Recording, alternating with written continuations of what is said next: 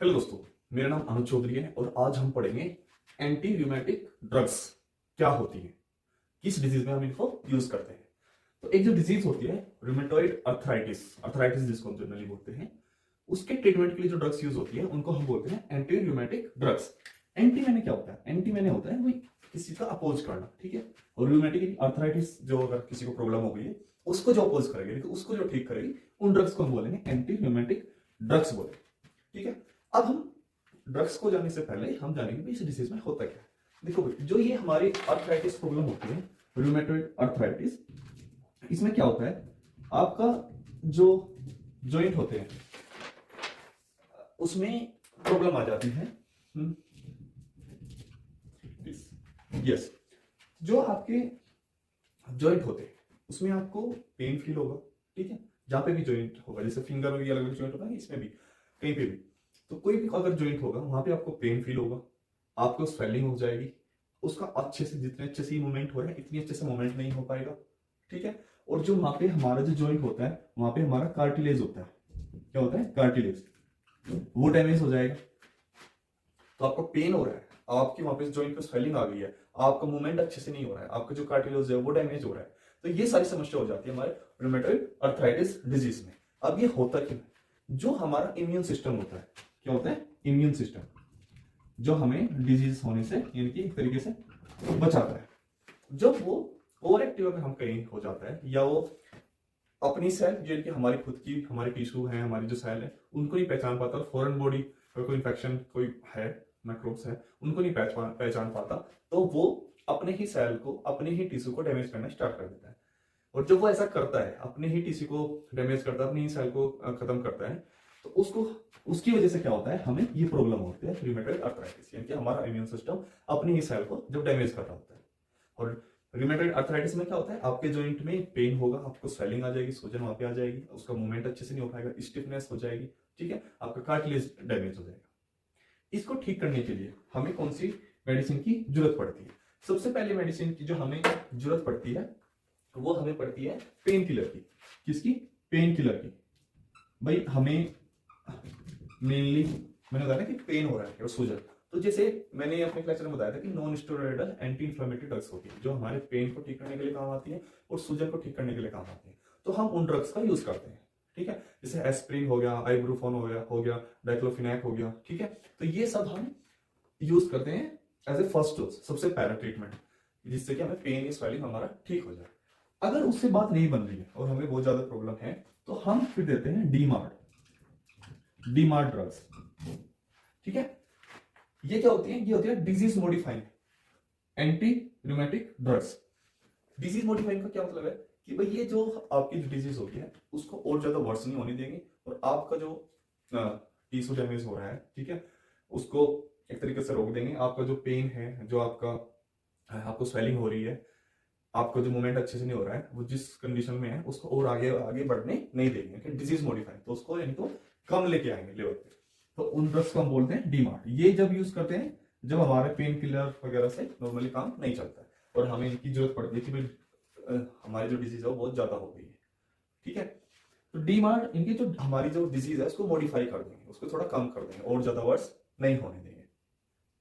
अब इसी के साथ वो एक तरीके से हम बोल सकते हैं कि डीमार्ट की एक टाइप होता है।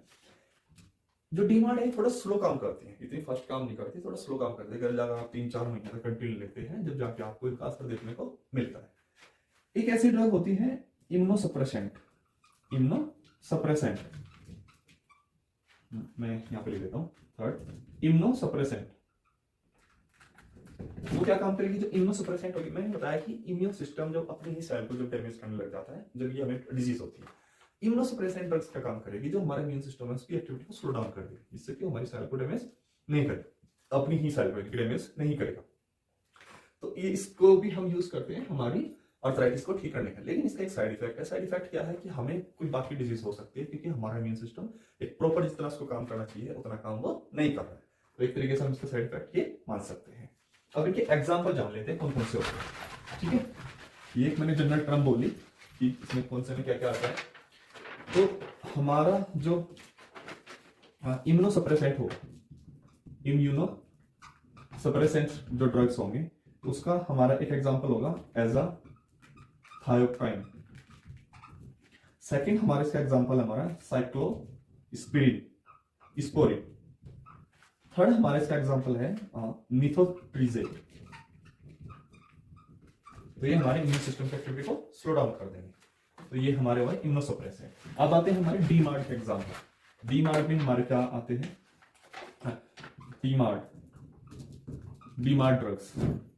उसमें हमारे जो एग्जांपल है, सबसे पहला एग्जांपल है हमारा एडाली मूव मैप। सेकंड हमारा एग्जांपल है हमारा क्लोरोक्वीन। देखो ये बता दें, क्लोरोक्वीन ये हमारे मलेरिया के लिए भी यूज होती है और इस यहाँ पे भी हम इसको यूज करते हैं क्लोरोक्वीन। थर्ड जो हमारा इसका एग्जांपल है, थर्ड एग्जांपल हमारा आता है इटानरसेप्ट। तो ये एक एग्जांपल होगा। एक एग्जांपल होगा हमारा फोर्थ इन्फ्लिजिमैब। ये कुछ एग्जांपल है हमारे डीमार्ट ड्रग्स के, जो हमारी जो डिजीज हो जाती है जॉइंट यानी जो डैमेज हो रहा है, जो हमें डिसेबिलिटी हो रही है, उसको और ज्यादा वर्स नहीं होने देते हैं। तो इसलिए डिजीज मॉडिफाइड ड्रग्स हम इनको बोलते हैं। हार्ट ड्रग्स का थोड़ा थोड़ा मैकेनिज्म हो सकता है अलग अलग हो, लेकिन ये आपकी अगर बहुत वर्स कंडीशन हो गई है, उसको और ज्यादा डैमेज नहीं होने देंगे, तो उसका लेवल थोड़ा कम करते आएंगे। ठीक है, तो एक ये ड्रग्स होती है। जब आप डिजीज हुई है आपको और आपको डिजीज से पहले कंडीशन है कि आपको पेन हो रखा है, आपको सूजन आ रखी है, आपका मूवमेंट अच्छे से नहीं हो पा रहा है, ठीक है, आपका कार्टिलेज डैमेज हो रहा है।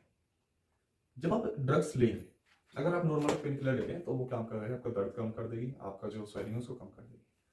लेकिन जो ये बाकी जैसे डीमार्ट ड्रग्स है, हमारे इम्यूनोसप्रेसेंट, ये किसमें काम आएंगे आपके, ये आपके काम आएंगे कि आपका जो इम्यून सिस्टम है ओवर एक्टिव है, जो आपको आपकी जो सेल उनको खा रहे हैं उनको भी कम उसकी एक्टिविटी को कम कर देगा, जिससे कि आपकी खुद की सेल का डैमेज कम होएगा और आपका जो कार्टिलेज का डैमेज हो रहा है, जो आप मूवमेंट अच्छे से नहीं कर पा रहे हैं, वो भी आपको बिल्कुल ठीक हो जाएगा।